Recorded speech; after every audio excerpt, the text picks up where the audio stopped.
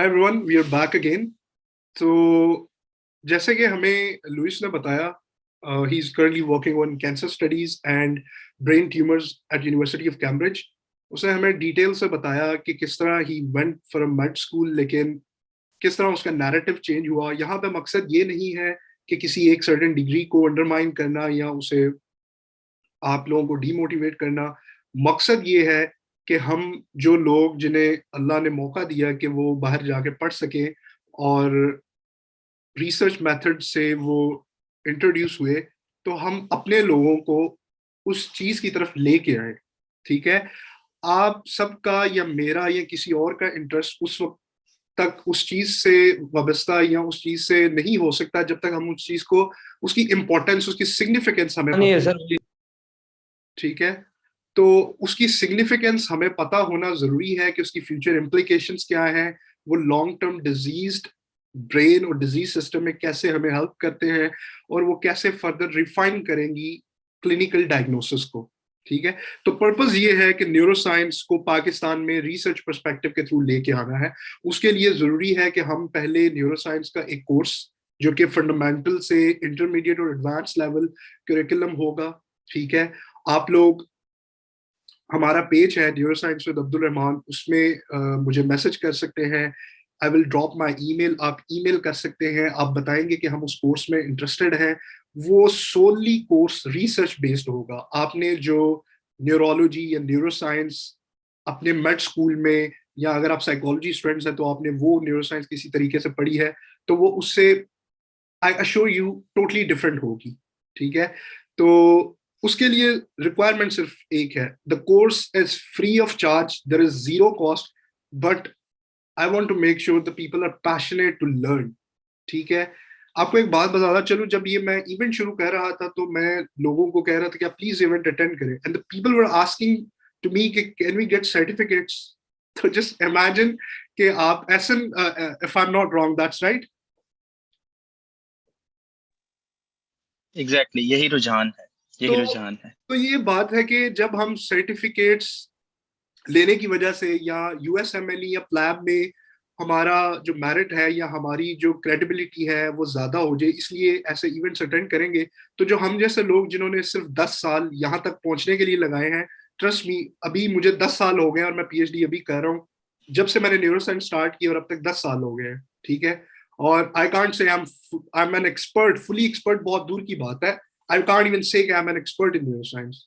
ठीक है, लास्ट में मैं आपसे सबसे जरूर क्वेश्चंस लूंगा, एंड पॉसिबिलिटी है कि मुझे वो ना आते हो, बट आई डेफिनेटली वांट कि आप सब, जब ये प्रेजेंटेशन खत्म हो, आप प्लीज सब जो है सवालात पूछिएगा, जो जो आपके जहन में आएंगे, चाहे वो क्लिनिकल पर्सपेक्टिव से है, रिसर्च पर्सपेक्टिव से है, जनरली है, प्लीज ब्रिंग देम ऑन। तो स्टार्टिंग विद आवर प्रेजेंटेशन के, how crucial is research in neuroscience. Neuroscience में रिसर्च इतनी क्रूशियल क्यों है, उसके क्या फवायद है? देखिए जी, आप जब लुइस ने भी जैसे बताया, और एहसन डॉक्टर हैं, हम उनका भी वर्डिक्ट लेंगे, जब आप क्लिनिकल डायग्नोसिस करते हो किसी भी चीज का, तो आप उसके सिम्टम्स को, आप उनके मार्कर्स को, बायोमार्कर्स को बहुत डिफरेंटली एनालाइज करते हो। ठीक है, लेट्स से कि आप एक मिसाल मैं देता हूं कि एडिक्शन या अल्कोहलिक पेशेंट है, as in I would need you right here, कि अगर कोई एक पेशेंट है सफरिंग फ्रॉम एडिक्शन या अल्कोहल अब्यूज, तो आप, मैं क्लिनिकल पर्सपेक्टिव से पूछना चाहूंगा कि ऐसा how would you kind of prescribe medicine, या how how would you kind of see that scenario. आप उस सिनेरियो को कैसे लोगे कि जिस बंदे को अल्कोहल एडिक्शन है या अल्कोहल अब्यूज है, तो आप उसको कैसे क्लिनिकली डायग्नोस करते हो, प्रिस्क्राइब करते हो? Obviously we know we are not expert here, but just kind of a humble verdict. हाँ जी, बिल्कुल। हम ऑब्वियसली हमारा किसी भी डिजीज को लेके जो हमें एक ट्रायो, एक हमारा जो मेन प्रैक्टिस में होता है, that is number 1 is history, number 2 is examination and number 3 is investigation. So अगर कोई अल्कोहल एडिक्शन का कोई पेशेंट आता है ओपीडी में या अल्कोहल रिहैब क्लिनिक में, तो ऑब्वियसली हिस्ट्री मैटर्स। उस कर लेते हैं, पूछ लेते हैं, हमें पता लग जाता है। History tells you a lot about the disease, and actually history हमें 70% और I can say up to 80% हमें डिजीज तक ले जाती है। तो एक अल्कोहलिक अगर आ जाता है रिहैब क्लिनिक पे, तो हिस्ट्री मैटर्स, हिस्ट्री से पता चल जाता है। उसकी हम साइकोलॉजिस्ट से हम उसके जो हैं वो एग्जामिनेशंस होते हैं, छोटे छोटे mini mental state examinations, MMEs हम उन्हें कहते हैं, वो करवा लेंगे। उसके अलावा ऐसे ही छोटे छोटे ओवर द डॉक्टर्स टेबल हम अपनी असेसमेंट कर लेते हैं, and then we will definitely go for cure. अब अल्कोहलिक्स का जो क्योर है वो it's not as definite as we go for jaundice, right. इनका प्रॉपर एक सेटअप है। We definitely give them a platform like group discussions, फिर उसके बाद फिर हम अल्कोहल एक विड्रॉल्स के एनोनिमस की विड्रॉल तरह है। इफेक्ट जो आते हैं जी। ऑब्वियसली, हम्म। और विड्रॉल इफेक्ट्स को रोकने के लिए obviously we do prescribe some drugs as well. तो ये wholly and solely clinically diagnosed होता है विद पैरेलल जो है वो चल रहा होता है, हिस्ट्री का जो है ना I'll वो take the कोरिलेशन lead चल रहा from होता here, ऐसन के जैसे आपने कहा है कि ये सोली और apparently जो सिम्टम्स नजर आते हैं उससे होता है, बट क्या हम समझने की कोशिश करते हैं कि सेल्युलर और मोलेकुलर लेवल में ब्रेन में चेंजेस क्या आ रहे हैं? ऑब्वियसली जब आप फार्मा के ड्रग्स उन्हें है। प्रिस्क्राइब करते हो। जी प्लीज गो अहेड।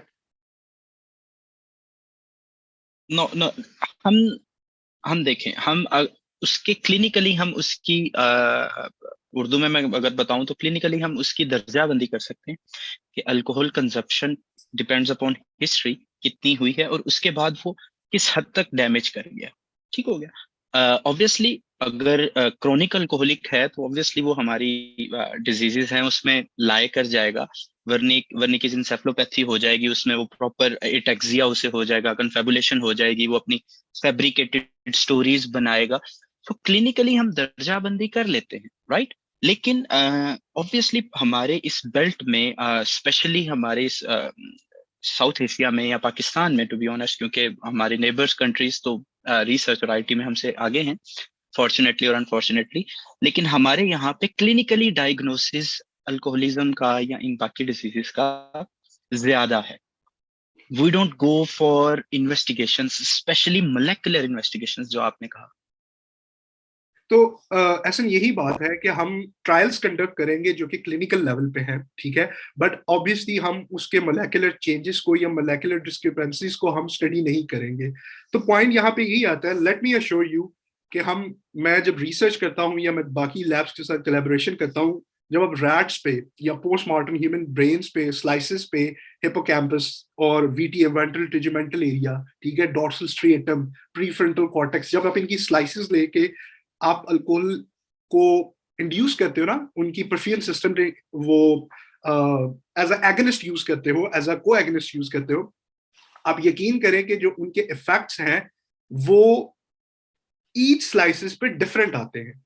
तो जब हम समझते हैं कि अल्कोहल में गैबा एक न्यूरोट्रांसमीटर है जिस अल्कोहल मिमिक करती है ब्रेन के अंदर उस न्यूरोट्रांसमीटर को, तो जब ज्यादा इनटेक उसकी हो जाती है तो वो रिसेप्टर्स डिसेंसिटाइज हो जाते हैं, ठीक है। वो रिसेप्टर्स जो हैं, फिर लेट्स से कि ये एक ब्रेन स्लाइस है, आप बार बार इसमें परफ्यून सिस्टम के थ्रू ग्लाइसिन या ग्लूटामेट एज अ एगनिस्ट फेंकते जा रहे हैं, ये जो रिसेप्टर है एट सम पॉइंट ये डिसेंसिटाइज हो जाएगा और ये आपकी न्यूरोप्लास्टिसिटी में काम नहीं करेगा, ठीक है। तब हमने डिफरेंट ब्रेन कंडीशंस को देखते हुए, एक्सपेरिमेंट्स करते हुए देखना है कि हो सकता है किसी बंदे पे जो कोई प्रिस्क्रिप्शन है वो असर नहीं कर रही है, ठीक है, किसी सर्टेन स्टेट पे असर नहीं कर रही, क्या सेल्यूलर लेवल पे चेंजेस हैं, क्या मोलेकुलर लेवल पे चेंजेस हैं, हम उन्हें कैसे ओवरकम कर सकते हैं, क्या मेल और फीमेल ब्रेन स्लाइसेस में जब आप रिसर्च कंडक्ट करते हैं क्या डिफरेंस आता है, क्या अल्कोहल अब्यूज में उसमें डिफरेंस आता है। तो जरा सोचिए एक मोमेंट के लिए कि आपको नहीं लगता कि जब हम रिसर्च मोलेकुलर लेवल पे कंडक्ट करेंगे तो जो हमारी प्रिसीजन है क्लिनिकल डायग्नोसिस की वो बड़ी रिफाइंड हो जाएगी। So that's the point, understanding cellular and molecular changes in the brain. फिर कुछ चीजें आ जाती है, genetic mutations, physiological disruptions and health conditions. अब क्यों क्रूशल है न्यूरोसाइंस में रिसर्च, क्योंकि देखिए जिस तरह डिजीज है अल्जाइमर्स, मैं अल्जाइमर्स और डिमेंशिया पे काम कर रहा हूँ, मेरी सारी रिसर्च उसी पे है। मैंने एपिलेप्सी पे रिसर्च की हुई है, मैंने अल्जाइमर्स पे मेरा main focus. So the point is कि अल्जाइमर्स में सिर्फ एक अभी तक ड्रग अप्रूव्ड है जो कि एफडीए ने अप्रूव किया हुआ है यूएस में, एंड दैट्स मेमेंटीन। मेमेंटीन क्या है? वो एनएमडीए ब्रेन में रिसेप्टर्स होते हैं जो कि उनका बहुत रोल है लर्निंग में और मेमोरी में। आपकी जो मेमोरी है और लर्निंग है उसमें एनएमडीए रिसेप्टर्स का बहुत रोल है, जो कि मेनली जो इन्वॉल्व लर्निंग और मेमोरी में होते हैं उनकी लोकेशन ब्रेन में एक रीजन है हिप्पोकैम्पस, जो कि लर्निंग और मेमोरी में इन्वॉल्व है, वहां उनकी लोकलाइजेशन होती है। ब्रेन में काफी जगह होती है बट जब हम मेमोरी की बात कर रहे हैं तो वहां। अब जब अल्जाइमर्स या डिमेंशिया वाले पेशेंट्स होते हैं उसमें बेसिकली जो न्यूरोट्रांसमीटर है या जो आयन चैनल्स है उसकी ओवर स्टिमुलेशन होती है अल्जाइमर्स में। कैल्शियम इनफ्लक्स ज्यादा हो जाता है, जिसकी वजह से मैं आपको यहाँ पे ये स्लाइड पे बताता चलूं। आप देख रहे हैं कि ये एनएमडीए रिसेप्टर्स है, कैल्शियम इनफ्लक्स ज्यादा हुआ तो ये एक मार्कर है न्यूरोप्लास्टिसिटी के लिए, जिसे हम कैलमोडेलिन कहते हैं। ठीक है, तो ये डिसरप्ट हो जाता है। बाकी एम्पा रिसेप्टर्स, सिनेप्टिक प्लास्टिसिटी, और एक चीज है लॉन्ग टर्म पोटेंशिएशन, जो कि बेसिकली लर्निंग और मेमोरी में बहुत क्रूशल है, वो डिसरप्ट हो जाती है। ठीक है, तो जब हम, ये सिर्फ एक चीज है, आप ड्रग कुछ बनाएंगे या प्रिस्क्राइब करेंगे अल्जाइमर्स या डिमेंशिया में, वो एक तरह का ड्रग होगा जो कि चले ये एनएमडीए ओवर स्टिमुलेशन को कंट्रोल कर लेगा। But what about the genetic mutations? What about acetylcholine? What about choline esterase inhibitors जो हमने यूज करने हैं? What about the efficacy? हमने मेक श्योर करना है कि 1 to 5 माइक्रोमोलर उनकी कंसंट्रेशन है। ठीक है, व्हाट अबाउट हमने मेक श्योर करना है कि इनफ कंसंट्रेशन पे वो इनहिबिट कर रहे हैं। व्हाट अबाउट द फैक्ट कि हमने ऐसा ड्रग यूज करना है कि जिसका पार्शियल इफेक्ट हो, वो पूरी तरह इनहिबिट इन रिसेप्टर्स को ना कर सके, क्योंकि अगर पूरी तरह इनको इनहिबिट करेंगे तो लर्निंग और मेमोरी वाला प्रोसेस वैसे ही इनहिबिट हो जाएगा। ठीक है, तो मेक श्योर करना है कि ऐसा ड्रग हो जो कि एनएमडीए बेस्ड साइनेप्टिक प्लास्टिसिटी को जारी भी रखे और उसकी एक्साइटोटॉक्सिसिटी को दूर भी करे।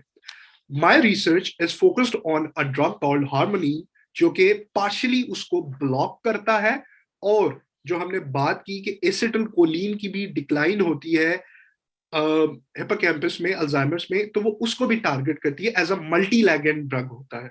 तो ये हमें कब पता चलता है? जब हम रिसर्च करते हैं, जब हम, ये ब्रेन स्लाइस है, जब हम ब्रेन स्लाइसेस में डिफरेंट कंडीशंस को एनालाइज करते हैं। ठीक है, तो दैट्स द पॉइंट। अब ये एक, I hope you guys can see that. अच्छा जी, पॉइंट ये है कि ये आप देख रहे हैं एक रैट है, उसके ऊपर एक फोटो डायोड लगा हुआ है, और इस टेक्निक को हम कहते हैं ऑप्टोजेनेटिक्स या कीमोजेनेटिक्स। ठीक है, हमने ये मिड ब्रेन में एक इंजेक्शन इंसर्ट किया जैसे नॉर्मल इंजेक्शंस होते हैं। ठीक है, ये आप देख रहे हैं टीएचपी क्री रिकम्बिनेज जेनेटिक साइंस में या मोलेकुलर बायोलॉजी में एक ऐसी टेक्निक होती है जिसमें आप माइस, रोडेंट्स, रैट्स के अंदर स्पेसिफिक रीजन में उनके प्रीफ्रंटल कॉर्टेक्स, ऑसिपिटल, या आप टेम्पोरल, या उनकी एक खास मिड ब्रेन में आप इंजेक्शन इंसर्ट करेंगे। वो प्रोमोटर्स होंगे, प्रोमोटर जीन्स जो होते हैं। ठीक है, promoter genes, gene of interest होता है। लेट्स से मैंने डोपामीन को टारगेट करना है ब्रेन में, मैं स्टडी करना चाहता हूँ या एनालाइज करना चाहता हूँ अल्कोहल अब्यूज को, मैं देखना चाहता हूँ कि उसके ब्रेन पे इम्पैक्ट कहाँ होते हैं। हम कहते तो हैं कि अल्कोहल का इफेक्ट डिसीजन मेकिंग में होता है। ठीक है, कि हम सोच नहीं पाते, हम कोई फैसला ठीक तरह से अल्कोहल ले नहीं पाते। क्यों होता है? अल्कोहल के तो जो सारी डिस्ट्रप्शन है वो होती है वेंट्रल टेजुमेंटल एरिया में, डोर्सल स्ट्रेटम में, ठीक है, न्यूक्लियस एक्कम्बेंस में। But how does decision making gets impacted? उसके लिए हम ऐसी टेक्निक्स यूज करते हैं रिसर्च मेथड्स में। आपने ब्रेन स्लाइस ली, या आपने इन वीवो लाइव माउस में फोटो डायोड लगाया, उसमें स्पेसिफिक एरिया हमने ढूंढना है, वीटीए वेंट्रल टेजुमेंटल एरिया, जहां जहां पे डोपामिन न्यूरॉन्स हैं। ठीक है, वीटीए डोर्सल स्ट्रिएटम न्यूक्लियस एक्कम्बेंस, वहां पे हमने ये एडिनो एसोसिएटेड वायरसेस होते हैं जो कि नॉन वायरल होते हैं, इसमें हमने नया डीएनए इंड्यूस किया होता है, वो हमने करने हैं, और उसके साथ फ्यूज्ड होंगे जेनेटिकली चैनल रिडोप्सिन्स। ठीक है, और ये EYFP होता है कि जो ये आप कलर देख रहे हैं, डिफरेंट कलर शो करते हैं, कि ब्रेन में बाकी न्यूरॉन्स भी हैं, डोपामिनर्जिक भी हैं, ग्लूटामेट भी हैं, तो how come we will be able to differentiate? तो आप ये वाले रिपोर्टर जीन्स यूज करते हैं EYFP, जो कि उसको स्टिमुलेट कर देते हैं थ्रू लाइट, क्योंकि इसीलिए हम उसको ऑप्टोजेनेटिक्स कहते हैं। ये EFP जो है वो यूज होगा as a reporter gene. Channel rhodopsin certain THP marker है डोपामीन न्यूरॉन्स के लिए, ठीक है। अब ये चीजें डिफरेंट होती हैं क्लिनिकल पर्सपेक्टिव से, कि जब आप रिसर्च के थ्रू परस्यू करते हो तो आपको ये पता चलता है स्पेसिफिसिटी का कि टायरोसिन हाइड्रोक्सीजनेज जो है वो स्पेसिफिक मार्कर है डोपामीन के लिए। डोपामीन न्यूरॉन्स को अगर हमने उसकी न्यूरल ट्रेसिंग करनी है, लेट से हम यहाँ पे जाते हैं, तो हमने ये देखा कि ब्रेन का ये रीजन है, VTA यहाँ पे अल्कोहल से इंपैक्ट हुई डोपामीन, ठीक है, न्यूक्लियस एक्कम्बेंस में हुई इंपैक्ट। लेकिन ये जाके आप देख रहे हैं इसकी जो न्यूरोनल लेबलिंग है वो फ्रंटल कॉर्टेक्स तक जा रही है। So that's what you see in research. This was a research done in University of Glasgow, and during my undergrad days I was involved with my professor Dr. Andrew Todd, and that's what they saw। ये different चीजें हैं। फिर आप specifically आपने देखा हम neuronal tracing करते हैं। पॉइंट ये है कि हम न्यूरोनल ट्रेसिंग कैसे करते हैं। ये जो एडिनो एसोसिएटेड वायरसेस हैं और ये जो लेबलिंग प्रोटीन है जो फ्लोरेसेंट है, जो हमें लाइटिंग शो करते हैं, उसके थ्रू हमें स्पेसिफिक टारगेट्स डोपामीन न्यूरॉन्स को हम पूरे ब्रेन रीजन्स में जहां जहां अल्कोहल के बाद वो इंड्यूस हो रही हैं, इनहिबिट हो रही हैं, स्टिमुलेट हो रही हैं, हम उनको टारगेट कर सकते हैं फ्लोरेसेंस से, इम्यूनोहिस्टोकेमिस्ट्री से, ठीक है। तो आपको पता चल जाएगा जब अल्कोहल इंड्यूस हुई तो ब्रेन के कौन कौन से रीजन्स में वो फ्लोरेसेंट इमेजिंग जब आप करेंगे, कॉन्फोकल इमेजिंग करेंगे, आपको पता चल जाएगा कि आपने प्रीफ्रंटल कॉर्टेक्स में ये न्यूरॉन जा रही है, VTA में जा रही है, डोर्सल स्ट्रेटम में जा रही है, एमिगडाला में जा रही है, यू नेवर नो। फिर आप इमेजिन करें जो आप प्रेसियन अपने ड्रग्स में ला सकते हैं। It actually sounds so fascinating. Yeah, it does, but it's not easy at the same time कि आपको जो ये Obviously. जो ट्रांसजेनिक माउस लाइंस है उनको बहुत स्पेसिफिक रखना होता है। ये AAV एक चीज हो गई, उसके बाद ये रिपोर्टर आप कोई भी फ्लोरेसेंट यूज कर सकते हो, रेड, ब्लू, ऑरेंज, व्हाटएवर। लेकिन जो ये प्रोमोटर है THP, ये आपको न्यूरॉन्स के हिसाब से स्पेसिफिक रखना है। ग्लूटामेट के लिए प्रोमोटर डिफरेंट होगा जो उसी न्यूरॉन्स को टारगेट करेगा, डोपामीन के अलग है। दैट्स द पॉइंट, ठीक है। अब दूसरी चीज, एक जो रिसर्च में मैं इन्वॉल्व था, आप देख सकते हैं कि it's just like, have you ever wondered why does it hurts when you actually are using touch receptors? इसका मैं जरा आसान लफ्जों में, मुझे नहीं पता कि मैंने जरा ठीक लिखे कि नहीं, ये हाथ है, आप इस पर रब करते हैं तो आपको क्रूड सेंसेशन होती है, राइट। आपको टच माइंड आपका प्रोसेस करता है, डोर्सल लैमिना में जाता है, मेडुला ऑब्लिंगाटा में, थैलेमस, कॉर्टेक्स, ठीक है, सेंसरी परसेप्शन हो गई कि ये क्रूड टच है।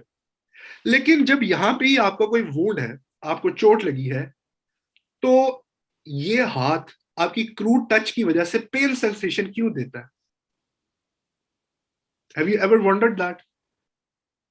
ठीक है, ऐसी कंडीशंस को हम टेक्टाइल एलोडोनिया कहते हैं, जिसमें बेसिकली होता क्या है कि यहाँ पे इस हाथ में आपके टच रिसेप्टर्स होते हैं, पेन रिसेप्टर्स भी यहाँ पे हैं, फिर उसमें फाइबर्स डिफरेंट होते हैं कि आपके कुछ पेन रिसेप्टर्स हैं, कुछ मैकेनिकल स्टिमुलाई हैं, टच के हैं, ठीक है, वो एक अलग बात है। लेकिन टेक्टाइल एलोडोनिया में ये होता है कि जो आपकी, ये आप यहाँ पे पिक्चर में देख सकते हैं, ये एक स्पाइनल कॉर्ड का हिस्सा है, डोर्सल हॉल लैमिना, ठीक है। It's not important to know, कि जिनको नहीं पता, जो मेडिकल स्टूडेंट है, if they know good, if they are not non medical students, so just grab the science कि ये एक स्पाइनल कॉर्ड का हिस्सा है, डोर्सल हॉल लैमिना से कहते हैं। उसके 4 रीजन है, 1 2 3 4, ठीक है। उसका अपर रीजन लेट से क्रूड टच को या पेन को, जो फास्टर स्टिमुलाई है, उसको डील करता है। आपके यहाँ पे कोई चोट लगी, आपने हाथ एकदम से पीछे कर लिया, रिफ्लेक्स, वेरी कॉमन, बायोलॉजी में आप 12th में पढ़ते हो। लेकिन आपको चोट लगी हुई है यहाँ पे, आप फिर टच यूज करते हो, तो वो टच का सेंसेशन खत्म होकर सिर्फ पेन की सेंसेशन क्यों रह जाती है? हालांकि आप तो टच अभी कर रहे हो, टच हो रही है, बट जब पेन होती है तो टच का स्टिमुलाई खत्म हो गया, सिर्फ पेन का स्टिमुलाई आ गया। ये लैमिना 2 में पार्वलब्यूमेन इंटरन्यूरॉन्स हैं, जो कि रिसेंटली हमने 2019 में डॉक्टर डेविड ह्यूग्स, मेरे सुपरवाइजर थे ग्लासगो में, हमने रिसर्च कंडक्ट की, ये हार्वर्ड मेडिकल स्कूल और क्वींसलैंड यूनिवर्सिटी ऑस्ट्रेलिया के साथ थी, कि पार्वल ब्यूमेन इंटरन्यूरॉन्स जो है बेसिकली आप देख रहे हैं कि इसकी जो डेंड्राइट्स है और एक्सॉन्स है, ये ऊपर जो वर्टिकल सेल्स हैं ग्लूटामेटर्जिक, ग्लूटामेटर्जिक इसलिए उन्हें कह रहे हैं कि ये एक्साइटेटरी है, ठीक है, जो टच सेंसेशन की तरफ जाते हैं उनके साथ इनका कनेक्शन हो रहा है, एक्सो एक्सोनिक इनपुट इन्हें हम कहते हैं, axon with the axon, axo axonic input, ठीक है। तो होता बेसिकली क्या है कि जब टेक्टाइल एलोडोनिया होता है, आपका वुंड होता है, आपकी जो टच स्टिमुलाई वाली सेंसेशन है, पार्वल ब्यूमेन इंटरन्यूरॉन्स जो कि इन्वॉल्व है पेन को रोकने के लिए, वो अटैच हो जाती हैं ग्लूटामेटर्जिक इंटरन्यूरॉन्स के साथ जो कि टच में इन्वॉल्व होती है।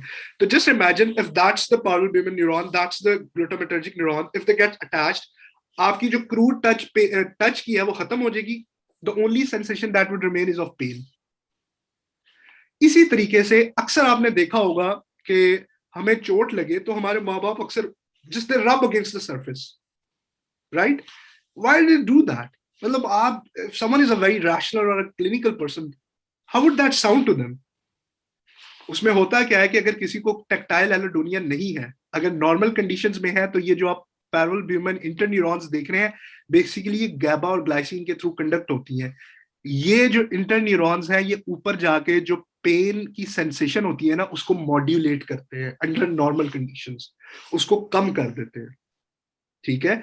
जस्ट इमेजिन, इसका बताने का मकसद आप सबको फिजियोलॉजी और फार्मा से बोर करना नहीं है, मकसद ये है कि जब हमें इतनी स्पेसिफिसिटी में चीजों का पता होगा तो हम ये पैरेलल ब्यूमेन इंटरन्यूरॉन्स को टारगेट कर सकते हैं टेक्टाइल एलोडोनिया में, तब हम वर्टिकल सेल ग्लूटामेटर्जिक इंटरन्यूरॉन्स को टारगेट कर सकते हैं, ठीक है। एंड ट्रस्ट मी, ये रिसर्च में पिछले 5 साल लगे थे, इट सीम्स कि मैंने आपको 2 मिनट में बता दिया, बट ये it took 5 years।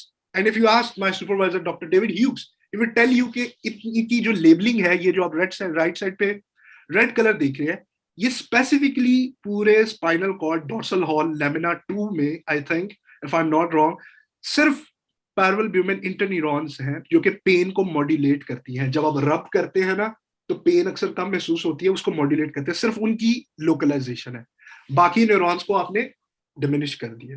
That's how you become very specific. तो दैट्स द पॉइंट। अब द थिंग इज कि जो हम कोर्स इंट्रोड्यूस कर रहे हैं उसका फायदा क्या है। देखिए जी, उसका फायदा आपको यह है कि आपको बेसिक से इंटरमीडिएट लेवल की न्यूरोसाइंस की फाउंडेशनल एजुकेशन प्रोवाइड की जाएगी। Again I would repeat, it would be free of charge, ठीक है। एंड हम उसके molecular changes, cellular changes, neuro anatomy तक, ठीक है, हम पढ़ाएंगे। Obviously neuro anatomy not in a way कि जैसे एक मेड स्टूडेंट्स पढ़ते हैं, टारगेट हमारा वो नहीं है। हमारा टारगेट है कि हम कैसे रिसर्च पर्सपेक्टिव से न्यूरोसाइंस को पाकिस्तान में इंट्रोड्यूस कर सकते हैं, ठीक है। हम मेक श्योर करेंगे कि हम फाउंडेशन से न्यूरोसाइंस को पढ़ाएं, फिर उसके बाद हम कोशिश करेंगे कि उसमें कंप्यूटेशनल टेक्निक्स जो आपको इंट्रोड्यूस करवाएं, ठीक है, क्योंकि आपके पास रिजल्ट्स आ गए एक्सपेरिमेंटेशन से, बट द पॉइंट इज कि आप डेटा एनालिसिस कैसे करोगे। सिर्फ आप एसपीएसएस से हर चीज को हल नहीं कर सकते, आपको ग्राफ पैड प्रिज्म यूज करना है, आपको पाइथन यूज करनी है, आपके पास जब डेटा आ गया है न्यूरोसाइंस में आपको मशीन लर्निंग यूज करनी है। हम आपको उन सब चीजों से इंट्रोड्यूस करवाएंगे।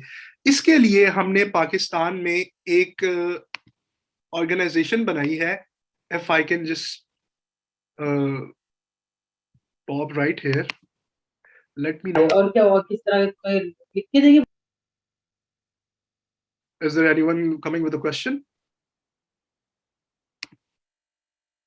I would consider it a no. तो ये हमने एक ऑर्गेनाइजेशन बनाई है, Asim, can you see that? हाँ जी। That's with the name of AGCT Genomics, ठीक है। इसमें हमने, ये एक ऑर्गेनाइजेशन है जिसमें हमने कोलैबोरेट किया है डिफरेंट न्यूरो साइंटिस्ट और रिसर्च साइंटिस्ट के साथ यूएस से। First collaboration is with doctor Stephen Mechanic, आप उसको गूगल पर सर्च कर सकते हैं, वेरी फेमस न्यूरो ऑप्थोमोलॉजिस्ट, ठीक है। सोसाइटी ऑफ न्यूरोसाइंस से he is recently awarded. We are also collaborating with Lewis from University of Cambridge. We are also collaborating from my current lab, which is University of Nottingham, working under Dr. Ian Maller, जो कि हम Alzheimer's पे काम कर रहे हैं, ठीक है। हम doctor Richard from university of Calgary, उससे मिलके कोलैबोरेशन कर रहे हैं। मेमोरी और लर्निंग पे जो रिसर्च होगी, ठीक है। अब देखिए, इसमें जो ये कोर्सेज हैं, ये बेसिकली आपको अभी लगेंगे कि ये बहुत वो नॉर्मल से कोर्सेज हैं कि जो हमने पहले मेडिकल में पढ़े होंगे, ठीक है। But the point is, let's say कि मैं आपको कहता हूँ role of different ion channels and pumps in membrane potential, इसकी प्रैक्टिकल एप्लीकेशंस कैसे होंगी जब आप इसको इलेक्ट्रोफिजियोलॉजी यूज करते हो। तो इलेक्ट्रोफिजियोलॉजी का जो एम्पलीफायर होता है वो मिमिक कैसे करता है ब्रेन को। मेम्ब्रेन पोटेंशियल अगर आपने किसी सेल का -75 पे रख दिया है और आप एगोनिस्ट या कोई ड्रग ऐड कर रहे हो, तो वो सेल की जो वोल्टेज डिपेंडेंसी है वो कैसे चेंज होगी। So I assure you that would be very different from your books, that would be very different from the conventional things. तो coming back to the point, जी, coming back to the point, ये course I assure you कि different होगा और बहुत तरह से जो है ना ये डिफरेंट होगा। जस्ट द लास्ट स्लाइड जिसमें मैं आपको बताता हूं कि इसमें जो रिसर्च की कौन कौन सी टेक्निक्स हैं जो कि हम कोशिश करेंगे कि आपको इंट्रोड्यूस करवाएं। उसमें इलेक्ट्रोफिजियोलॉजी है जिसमें आप बेसिकली वोल्टेज क्लैंप और होल सेल क्लैंप यूज करते हो। इसमें होता क्या है कि आप ब्रेन एक्टिविटी को स्टडी करते हो, वो मेम्ब्रेन पोटेंशियल को, वोल्टेज डिफरेंस को, जो आपने मेम्ब्रेन पोटेंशियल अगर बायोलॉजी में कभी पढ़ा है, ठीक है, -75 resting state, action potential, waves. अगर आपने किसी ब्रेन स्लाइस में डोपामिन न्यूरॉन्स को देखना है, आपने ग्लूटामेट न्यूरॉन्स को देखना है, अगर आपने कोई नया ड्रग तैयार किया और उसको इनहिबिट करना है तो उसकी एक्टिविटी डाउनवर्ड डिफ्लेक्शन से कैसी होगी, आपने एक सर्टेन ड्रग का रिफ्रैक्टरी पीरियड देखना है, आपने एक सर्टेन ड्रग का डिसेंसिटाइजेशन टाइम देखना है कि वो कितनी देर बाद उसकी IC50 वैल्यू जो कि वो इनहिबिट हो जाएगी। उसके लिए ये हम इंट्रोड्यूस करवाएंगे पाकिस्तान में। शुरू में हम आपको थ्योरेटिकल लेवल पे पढ़ाएंगे और बाद में हम, क्योंकि कोलैबोरेट कर रहे हैं डिफरेंट लैब्स के साथ, तो हम वो भी इंट्रोड्यूस करेंगे।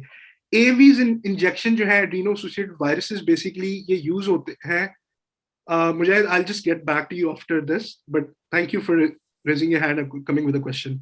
तो एवीज फ्यूजन हम यूज करवाएंगे पाकिस्तान में ब्रेन स्लाइसेस पे डिफरेंट रिपोर्टर जीन्स और न्यूरोनल लेबलिंग से, जिसमें पता चलेगा सर्टेन डिजीज में कौन से ब्रेन रीजन्स इन्वॉल्व हैं, ठीक है। वेस्टर्न ब्लॉटिंग से पता चलता है कि कौन से रिसेप्टर्स ब्रेन स्लाइसेस में है नहीं है, ठीक है, ये भी कोई बला है।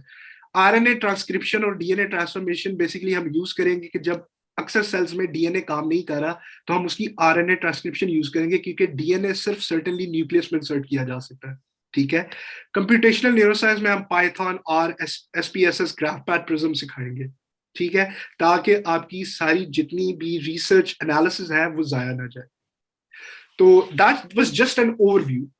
आई जस्ट वांट टू से कि ये मेरा ईमेल है, आप प्लीज मुझे इस पे कांटेक्ट करिएगा अगर आप इस कोर्स में if I may add something, in the last slide, ये जो आपने जो लास्ट स्लाइड में जितने भी मेथड्स लिखे हैं, as far as my medical experience or my degree is concerned, as far as my past 6 years are concerned, जितने भी आपने मेथड्स लिखे हैं इनमें से मैंने जितना पढ़ा या जितना सुना या जितना मैंने क्लिनिकली इम्प्लीमेंट होते हुए देखा वो 3-4 वर्ड्स थे, बाकी के they are even new to मी।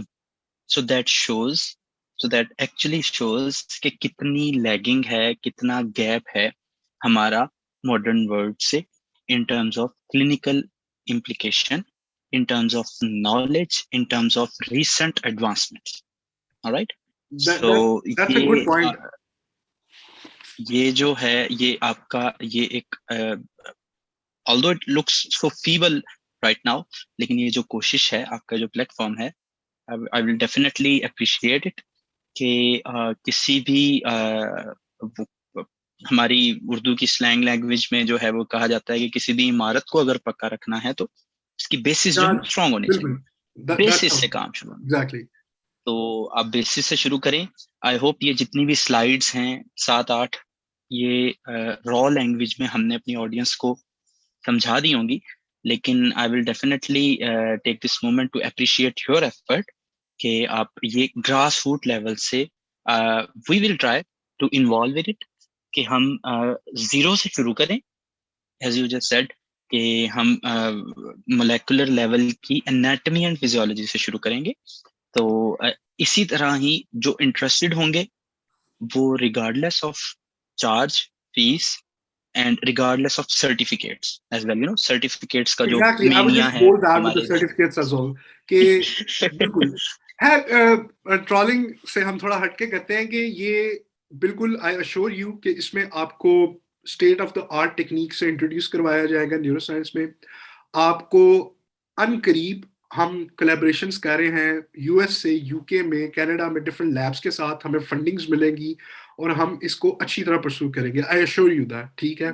लेकिन if you're interested in the course, I want people passionate on board. आप मुझे ईमेल Obviously. बता सकते हैं कि हम इस कोर्स में इंटरेस्टेड हैं। I'll make sure कि अगर ज्यादा स्टूडेंट्स हैं तो मैं इस कोर्स को as soon as possible start करूं, ठीक है। I'll spread the word too.